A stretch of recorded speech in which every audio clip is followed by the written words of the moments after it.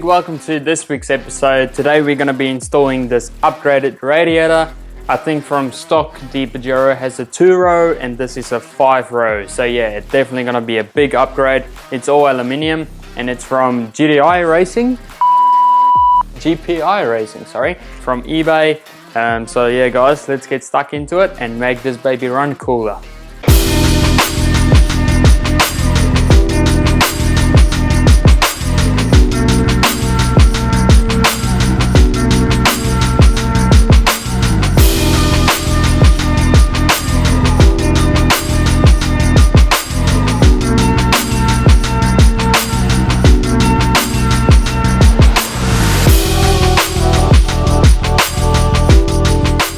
Okay, so first impressions, very happy with it. The welds looks really good and yeah, there's not any damage at all, so that's pretty good what I can see. Let me show you guys what you'll need for this changeover and yeah, then we'll get into it.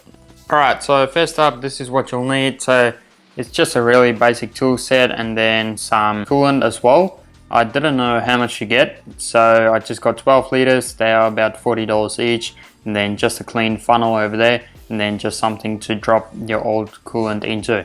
So yeah, that's basically what you need over there. So yeah, let's get into it guys. Okay, so just grab your bucket, and then the drain plugs on these Pajeros are over there. So just on the passenger side, just undo that and then the old coolant will tap out.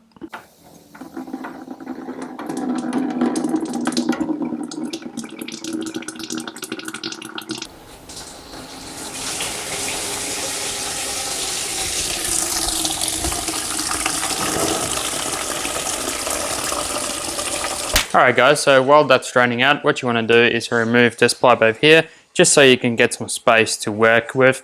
And then also, you might wonder why, but take the negative terminal off, just in case, because if you get your radiator out, you might hit one of the airbag sensors, which means they could go off. So just to be safe, undo the negative terminal.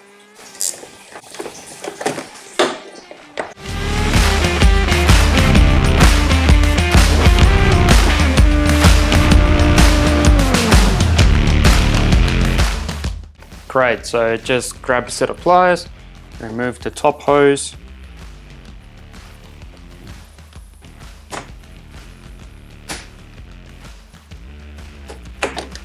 Alright, and then just make it loose, turn it a bit, and then take it off.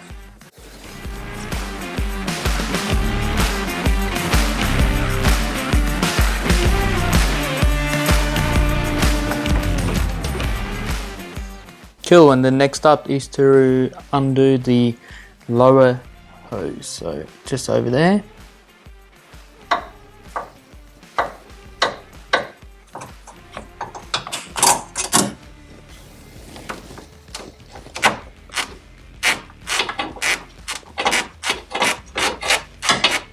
Right, so that one there is a bit of a hard one, just get some pliers in there. I used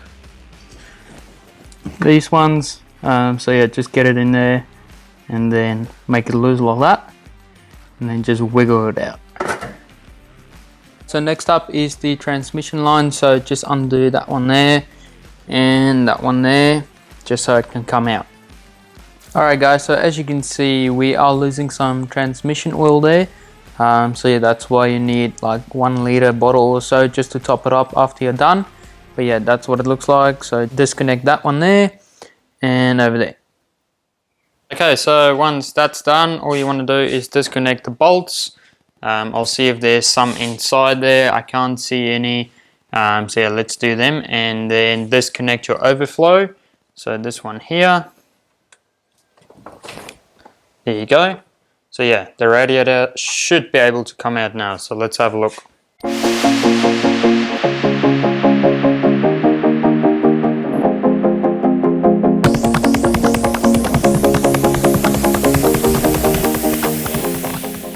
Alright, so it looks like the fan shroud needs to go off first, so I reckon it's those bolts there, and then it's just going to rest over there, and then it should be able to come off.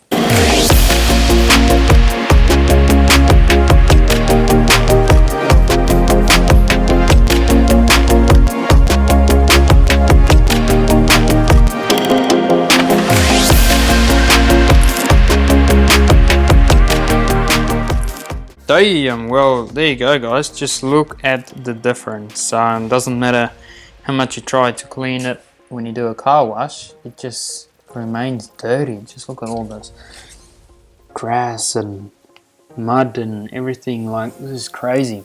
But yeah, basically now you can see the difference. So that's how thick that one is, and this is how thick this one is. So it's clear that there's a major difference, as you can see.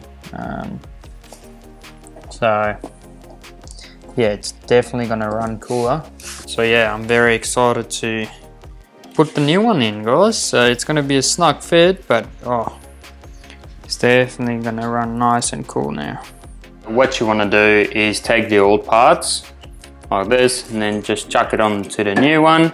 And also, guys, the most important thing when you buy a radiator is to make sure, if you've got a diesel, that it comes with these parts. So as you can see down the bottom, that's the oil feeder fittings down the bottom that goes to your transmission cooler. If you don't have these, then it's going to look like that, and you'll need these fittings. So make sure, guys, when you purchase it on eBay or wherever, if you've got a diesel, I'm unsure about the petrol, that it comes with these fittings. That's the most important thing. Because yeah, that's going to be screwed on down the bottom here. There you go.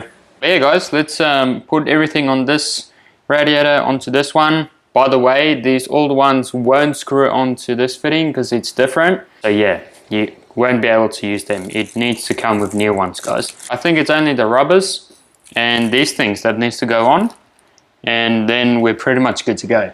So let's do it.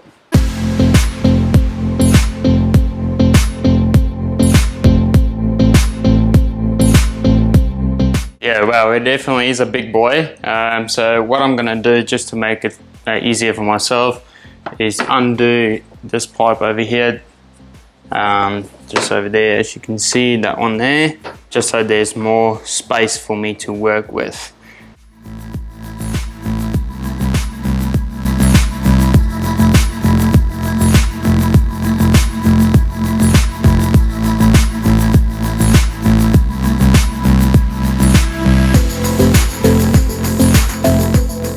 Okay, so we got another dilemma here. So I pulled out the radiator again just to make sure why it's not fitting.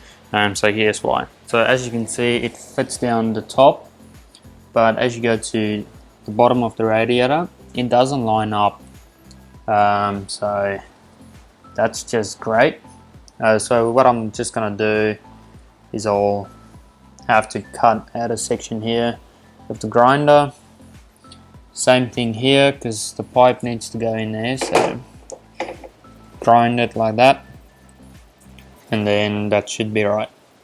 So this is what it will look like after you've cut it. So it lines up at the top, and then down the bottom, cut out a section like that, and like that, and then just some holes so it can be cable tight at the bottom. And then yeah, let's try it now. Alright guys, so as you can see, the radiator is in. It sits nice and snug. You can definitely see it's not a genuine part. I think that's going to happen with eBay stuff. It's not always going to be 100%. I didn't really want to cut the heat shield at the back, but it's all good now. But yeah, basically when you put the radiator back in, you connect your brackets, make sure that's fine. Inlet and outlet pipes, make sure that's back.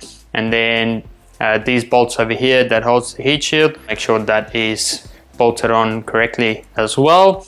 And then also, if you've got an intercooler set up, remember I took the pipes off, so just make sure you connect that back together as well. And then when it comes down to the bottom, make sure the pipe at the back is connected as well, and your cooler lines. So as you can see over here, everything is connected. So yeah guys, once that is all good, we are now going to fill it up with coolant, and then we're gonna go from there, start it up and fill it up as we go. But yeah, let me show you how to do that. Okay, cool. So here you go guys. So I bought 2 of these nylon 6-litre value packs. So that's 12 litres. I'm unsure how much this radiator needs, but I think it needs quite a bit. So I reckon it's gonna use about 7 to 8 liters, so we'll see how we go. Before you fill it up though, just make sure your engine fan can actually spin, because obviously if you start your engine up, you don't want it to go, you know, slapping against the heat shield. But yeah guys, and then just get a funnel as well. Just gonna put that in there and then fill it up till you can see it is way at the top there.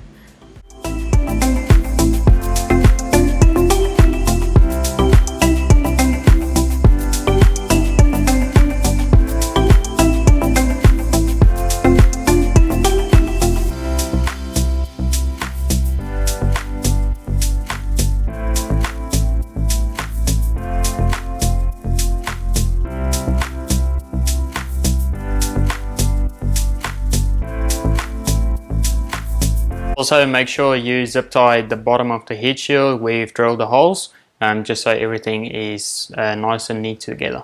Alright guys, time to start it up. So what you want to do is start up the car.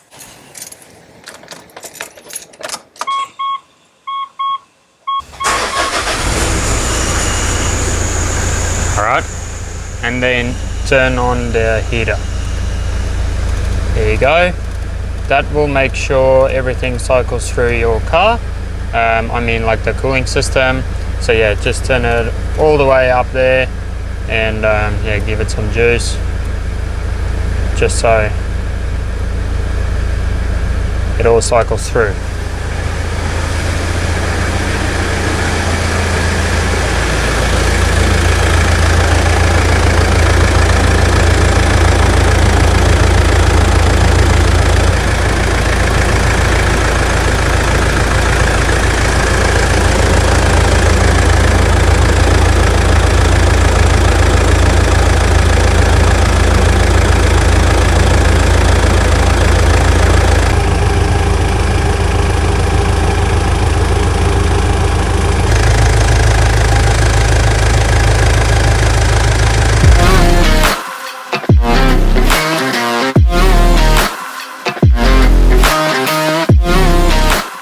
Well, there you have it. I'm super stoked. Everything looks pretty good, and yeah, just how thick is this thing? It's insane. I can't wait to go for a drive and see how much cooler the car runs, especially going up hills and towing. I reckon it's going to be a lot cooler.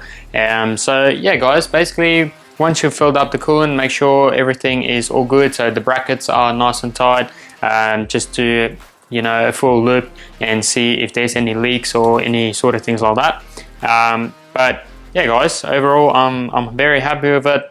Obviously there is a lot of work to do to make it fit, such as cutting the heat shield and stuff like that, but it's not too much of a drama. Also, this radiator was about $340 and coolant is about 60 to 80 bucks, so around $400. So that's really not too bad. But in the next episode I'll show you guys the temperatures to see if this upgrade is worth the while and worth the investment. But yeah, I reckon being a diesel, it's gonna love being cooler with this bigger radiator. As I said, this is a 5-row, the factory is a 2-row, so yeah, it's gonna be pretty good.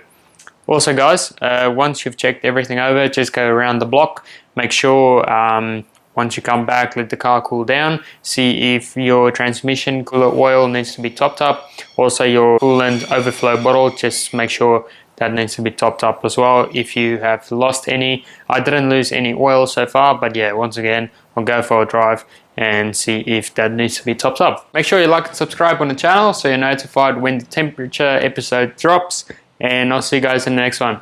Peace out. See ya.